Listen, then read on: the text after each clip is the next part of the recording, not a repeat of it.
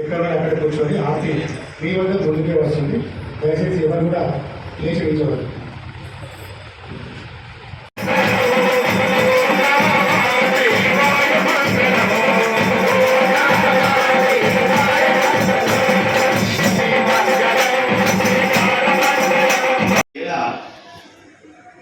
బ్రహ్మ విధులతో ఆవిష్కరణ కార్యక్రమానికి మూలకర్త అయినటువంటి మాజీ అధ్యక్షులు శ్రీమాన్ గౌరీ శ్రీనివాస్ గారిని సగౌరవంగా వేదికపై ఆహ్వానిస్తూ నమస్కరిస్తూ ఈ యొక్క ముఖ్యమైన కార్యక్రమానికి మాజీ అధ్యక్షుడు దాసరి మహేందర్ గారు కూడా వారు స్టేజ్ మీదకి రావాల్సిందిగా కోరుతున్నాం.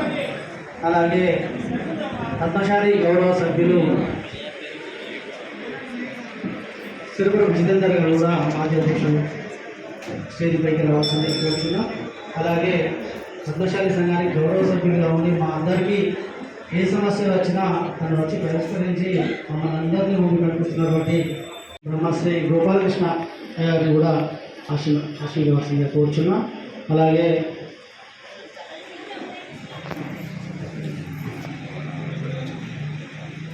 ఉప అధ్యక్షులు జిల్లా అధ్యక్షులు అందరూ ముందుకు వచ్చినప్పుడు అందరూ కూడా పేరు పేరుగా ధన్యవాదాలు తెలియజేస్తున్నా. దాని ముఖ్యంగా ఈ యొక్క పుస్తక ముద్రణకు మరి ఎంతో నమస్కారం చేస్తూ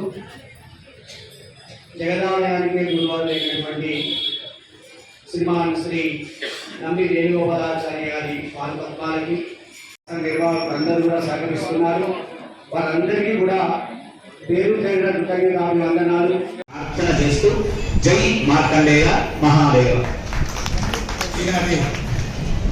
ఈ కార్యక్రమంలో లోకానికి తెలియజేయాలని కంకణం కట్టుకున్న మహనీయులు 18 సంవత్సరాల నుంచి సత్సంగ గ్రంథం దాదాపు మన జగిత్యాల ప్రాంతంలో నేను చాలా ప్రాంతాలు తిరుగుతూ ఉంటాను కనుక చాలా ప్రాంతాలలో మన జగిత్యాల గురించి చెప్తుంటారు.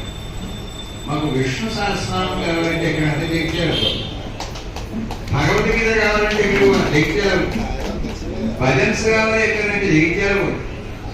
చివరి వరకు చక్కనైనటువంటి యొక్క 4 మాటలు మాట్లాడే వాళ్ళకైనా ఉన్నారంటే జగిత్యాల. ఇవన్నీ ఇక్కడనే ఏర్పాటు చేసి ఎన్ని దేవతలు వచ్చేది ఒక పాండురంగ విఠలుడు తప్ప ప్రపంచంలో ఉండే దేవతలన్నీ ఇక్కడ జగిత్యాల కనుక ఇవన్నీ సేకరించడం, స్థాపించడం, నిర్వహించడం ఒక ఎత్తు అయితే ప్రతిదాని వెనుక ఒక పగలుకు ఒక రాత్రి ఉంటుంది, ఒక మంచికి ఒక చెడు ఉంటుంది, ఒక ఆనందానికి ఒక దుఃఖం ఉంటుంది. చాలా మంది హైందవ ధర్మాన్ని రకరకాలైనటువంటి యొక్క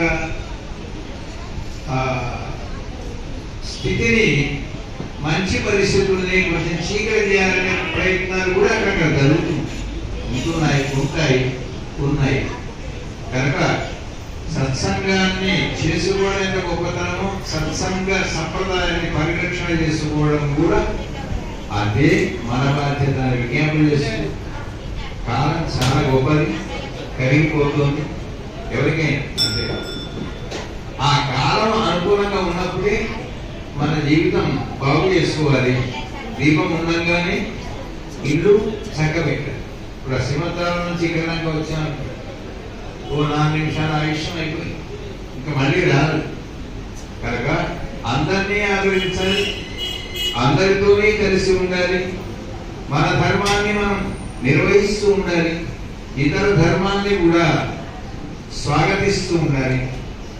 కేవలంగా భగవంతుని యొక్క సంతానం ఒక్కళ్ళ ఇద్దరంటే ఒక మనుషులే కాదు, చెట్లు వాటి సంతానమే, పక్షులు వాటి సంతానమే, పరమాత్ముడు కనిపించేటుడిగా 84 లక్షల జీవరాశులు కూడా భగవంతుడి యొక్క సంతానమే కనుక భగవంతుడికి సంతోషం కలిగి ఉండాలంటే ఏం చేయాలంటే తల్లికి కొడుకులు బిడ్డలందరూ కలిసి ఉన్నప్పుడు ఎంత ఆనందమో భగవంతుడికి కూడా ఏ సంప్రదాయంలో కానీ అందరూ కలిసిమెలిసి సమాజానికి సేవ చేస్తూ కలిసి ఉండడం ద్వారా భగవంతుడికి సంతోషం కలుగుతుంది అనేటువంటి విషయం మన సత్సంగాల ద్వారా, పెద్దల ద్వారా, గ్రంథాల ద్వారా తెలుస్తుంది. అజాట్ పాడ్యం వాక్పడుత్వంచ హనుమత్స్మరణాత్ భవేత్ జటాధరం పాండురంగం శూలహస్తం కృపానిధి సర్వలోకటి బ్రహ్మాండ నాయకుడైనటువంటి ఒక పరబ్రహ్మ స్వరూపం ఒక మూర్తిగా ఇక్కడ విరాజిల్లుతున్న ఒక అమ్మవారిగా, ఒక రామచంద్రమూర్తిగా, ఒక భక్త మార్కండేయుడిగా, ఒక ఆంజనేయ స్వామిగా, ఒక దత్తాత్రేయుడిగా మనందరి రూపంలో ఒక భక్తుడిగా అవతరించి ఉన్నాడు పరబ్రహ్మ స్వరూపం. లోపల ఉన్న పరమాత్ముడిని మనం చూడాలి అంటే మన మనస్సు అంతఃకరణ శుద్ధి కావాలి. ఈ అంతఃకరణ శుద్ధి కావాలి అంటే భగవంతుడి యొక్క నామస్మరణ తప్ప లోకంలో ఇంకా ఏది లేదు కనుక అటువంటి నామస్మరణ ఎక్కడ దొరుకుతుంది అంటే మన ఇంట్లో మనం నామస్మరణ చేసుకుంటే ఏం జరుగుతుందో మనకు తెలియదు. కానీ ఒక కేంద్రం, ఒక స్థలం, ఒక భగవంతుడి యొక్క పాదాల దగ్గర ఆ మూర్తిని చూసుకుంటూ చేస్తే, ఎందుకంటే సత్సంగం అంటే ఇంట్లో చేసుకున్న దానికన్నా ఆలయానికే ప్రాధాన్యత ఎందుకు ఇస్తారు అంటే లోపల ఒక మూర్తి కనిపిస్తుంది. ఒక రామచంద్రమూర్తిని చూసినాం. శ్రీరాఘవం దశరథాత్మనం అప్రమేయం సీతాపతి అనేటువంటి ఒక శ్లోకం చెప్తే ఆ శ్లోకంలో ఉండే దండాన్ని పట్టుకున్న రామచంద్రమూర్తి, గోదండాన్ని ధరించిన రామచంద్రమూర్తి కనిపిస్తాడు. ఆ రామచంద్రమూర్తిని చూసినప్పుడు ఒక్కొక్క వాళ్ళ మనసులో ఒక్కొక్క అభిప్రాయం ఏర్పడి ఒక పదము, ఒక వాక్యం, ఒక కీర్తనగా మారి అది వాక్కుల ద్వారా బయటకు వస్తుంది. కనుక అందరిలో ఉండేటువంటిగా ఆ భగవన్ నామాన్ని ఒక దగ్గర చెప్పుకోవడం ద్వారా ఏం జరుగుతుంది నామస్మరణ చేస్తే అంటే మనం చేసిన పాపాలన్నీ దూరం అయిపోతాయి. సత్సంగం గురించి మీకు అందరికీ చెప్పే ప్రత్యేకమైనటువంటి విషయాలు ఏం లేవు. ఎందుకంటే ఇప్పటి వరకు పెద్దలందరూ చెప్పినారు, మన గురువర్యులు కూడా సత్సంగం అంటే ఏమి తెలియని వాళ్ళు ఇక్కడ కూర్చున్నా అన్ని విషయాలు ఆకలింపు చేసుకునేటువంటి కేంద్రం ఏదైనా ఉంది అంటే అది సత్సంగమే. దాని ద్వారా ముక్తి కలుగుతుంది అని సాక్షాత్తు శంకర భగవత్పాదులు మోహముద్గరంలో మనకు తెలియజేసినారు. కనుక అటువంటి సత్సంగం ఈనాడు ఇంతింతై పెద్దలు చెప్పినట్టుగా ఒక బీజము, ఒక వృక్షముగా మారి సనాతన వైదిక ధర్మాన్ని మనం కాపాడుకోవలసినటువంటి పరిస్థితులలో మనం ఉన్నందుకు ఈనాడు ప్రతి గ్రామంలో, ప్రతి పట్టణంలో, ప్రతి వీధిలో, ప్రతి ఇంట్లో ఒక సత్సంగం ఉంటే తప్ప మనను కాపాడుకునేటువంటి పరిస్థితి మనకు లేదు. మన సంస్కారం అంతా అడుగంటి పోకుండా ఒక సత్సంగము ద్వారా సంస్కారాన్ని పైకి తేవాలనేటువంటి సదుద్దేశము చేత భక్త మార్కండేయ స్వామి దేవాలయం వాళ్ళు ఒక 18 సంవత్సరాల నుంచి కష్టపడి ఈనాడు ఇంతమందిని తయారు చేసినారు. దీంట్లో ఉండేటువంటి ప్రధాన ఉద్దేశం ఒకటే. 18 అంటే 8, 1, 2గా ఉన్నాయి.